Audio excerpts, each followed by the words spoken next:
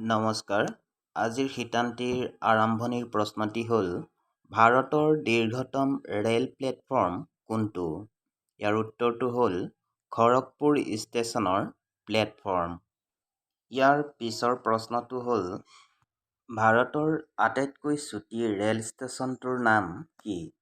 উত্তৰ উৰিষ্যাৰ ইব rail station. ভাৰতৰ কোনখন ঠাইক ভূস্বৰ্গ বুলি কোৱা হয়? উত্তৰ কাশ্মীৰ। ভাৰতৰ আটাইতকৈ দীঘল আলিবাটটোৰ নাম কি? উত্তৰ গ্ৰেণ্ড ট্ৰাংক ৰোড। গংগা নদীৰ উৎপত্তি স্থান ক'ত? উত্তৰ হিমালয়ৰ গংগোত্ৰীত।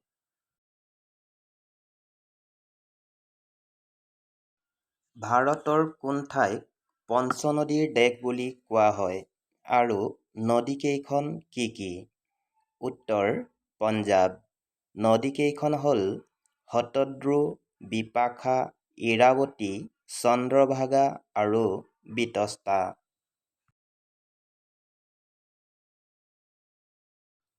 ভাৰতৰ প্ৰাচীনতম বিশ্ববিদ্যালয়খনৰ নাম কি আছিল? উত্তৰ তক্ষশিলা।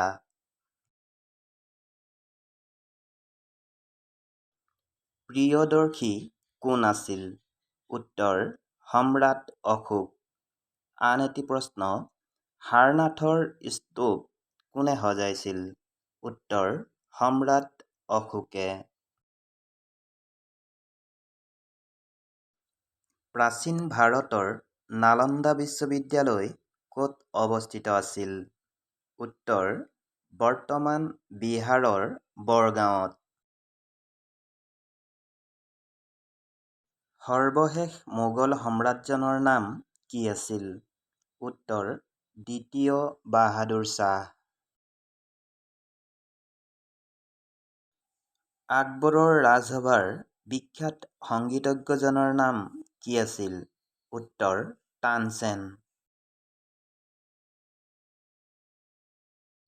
বুদ্ধদেৱৰ জন্ম ক'ত হৈছিল? উত্তৰ কপিলাবস্তুৰ লুম্বিনী নামৰ ঠাইত। ভাৰতৰ কোন ৰাজ্যত হীৰা পোৱা যায়? উত্তৰ মধ্যপ্ৰদেশৰ পান্নাত। ভাৰতৰ ক'ত ডিজেল ইঞ্জিন তৈয়াৰ কৰা হয়? উত্তৰ উত্তৰ প্ৰদেশৰ বাৰাণসীত। ভাৰতৰ ক'ত উৰাজাহাজ তৈয়াৰ কৰা হয়? উত্তৰ কানপুৰ আৰু বাংগালোৰত।